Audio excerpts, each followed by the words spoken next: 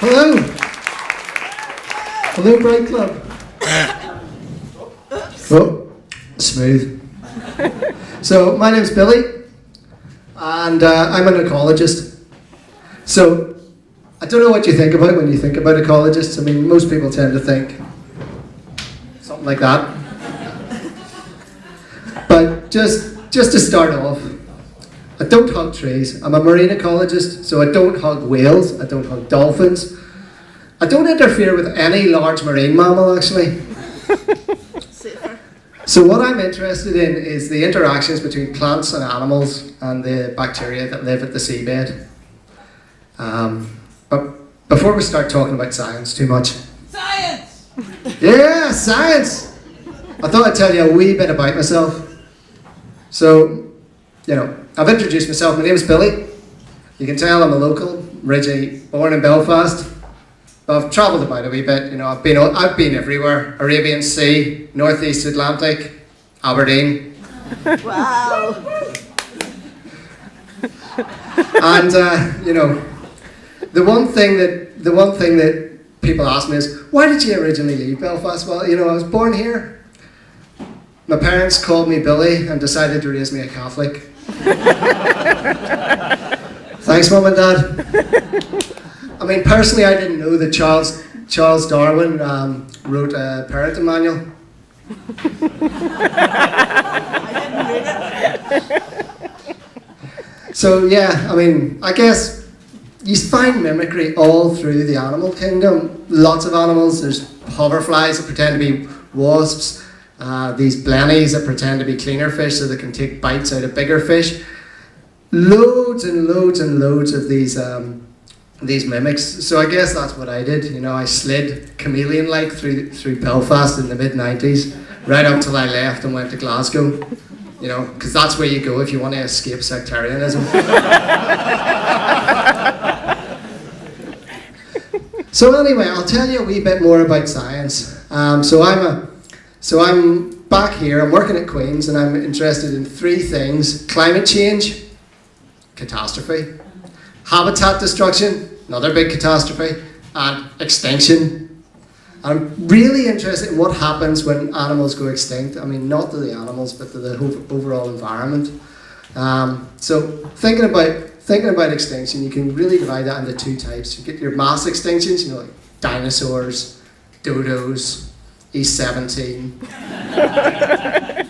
and then and this guy. Aww. Yeah, poor lonesome George, the last of his kind. He died a couple of years ago.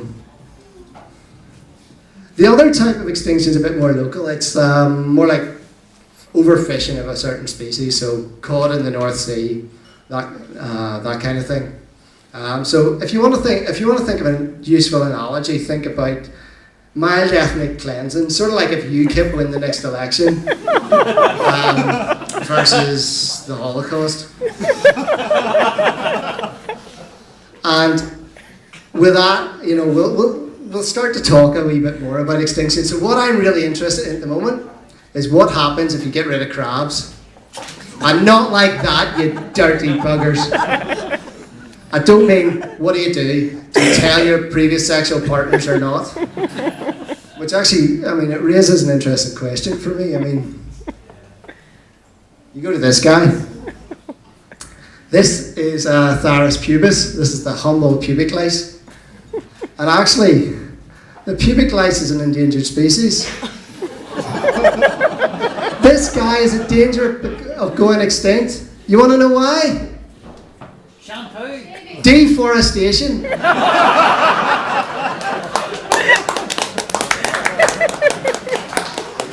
So you're all out there, defoliating your animals in rainforests to a state of perfection so that you can do what you do. This guy here, this enigmatic little arachnid, he's hanging on. He's literally hanging on at the brink of extinction. And you want to ask questions about what might happen. Well, there's things that this guy might be doing for us. Western birth rates are falling. Maybe this is the reason. We're losing these guys, so we're literally no longer having to scratch. that itch. Yes! Someone loves the lice. I mean, I got really excited about lice the other day. I spent quite a long time looking at pictures of pubic lice on the internet. Which is fine if you're doing that at home and you've got the private browser on. It's not so good if you're doing it on the Northern Ireland Railway service to Bangor. Guy behind me give a really weird look. So I'm actually interested in these sort of crabs. So this is our friendly shore crab. You get them all around the coast. They're probably one of the most common animals that you find around Britain. They're also really, really invasive. So far they've colonised most of the east coast of America, West Africa, the west coast of Australia. Pretty much anywhere the British Empire's been, these guys are there now. You know, they're pretty much rebuilding the empire. They're like UKIP. So yeah, Nigel here, we'll call him Nigel for the moment. Nigel here is actually a really important part of the ecosystem around our coasts. So his role, he scavenges up all the crap that kind of dies and sort of falls to the seabed, but he also turns over a lot of the sediment in the seabed. And what I'm interested in is what happens if you get rid of this guy, because ultimately what he's doing is helping to recycle all the nutrients back into the water column so that they can then feed back up to the fish, the cod, the things that we like to eat. The other really useful thing about this guy is he's actually a good model for, yeah, he's a model. He's a good model for the other crab species that we do like to eat, things like velvet swimmers and edible crabs. And what I'm interested in at the moment is what happens when we start to warm up the environment and get rid of these guys. So basically what I'm doing, I've got big tanks where I kill off crabs, and I also I throw electric heaters in to warm the water up. I told you I wasn't an evolutionary biologist, so you can sort of understand there's not a lot of learning going on here. So yeah, this guy, so what we're doing, we're warming up the seabed, and he totally changes the ecosystem. So without this guy, seabed becomes covered in mats and mats of algae. With this guy, he keeps it turning over, and he messes things up enough that the algae disappear. When we lose him, it totally changes the environment. And when you add in warming to that, it totally messes things up even more, because obviously you warm a crab up, it gets hyperactive, but it's not the only thing that gets hyperactive. So all the other things, like its diseases, its parasites, they get hyperactive, and it makes a crab pretty stressed out, more likely to go extinct. And that brings me on to this guy, or this lady. So this is our crab parasite. This is Saculina, and we'll call the crab Jamie. You'll understand in a few minutes why. Jamie Dornan. Bane of my life. Anyway, so Saculina, she nestles in right here. This is the crab's abdomen, so this is where its gonads are. She latches onto his gonads, and what she does is she slowly takes over the crab.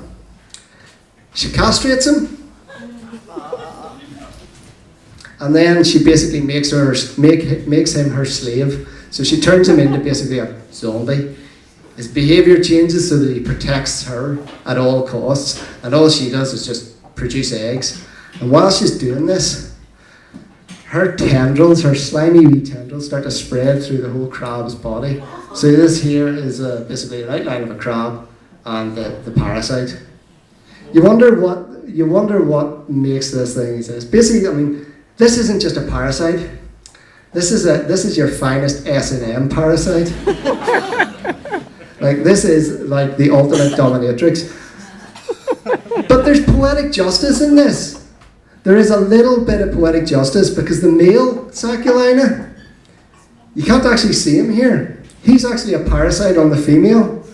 So while she's sucking the crab off, sucking the crab dry, he's sucking her dry. And I think at that point, it's probably a good point for me to sort of just leave it, because you can't really go any further from that. I got to wind up looking at pubic lice, so I've nowhere really to go when all you can think about is all those pictures. So I'd like to say goodnight. It's just here. So you've been a wonderful audience. Thank you very much. Sweet neighbours. Billy Hunter, everyone!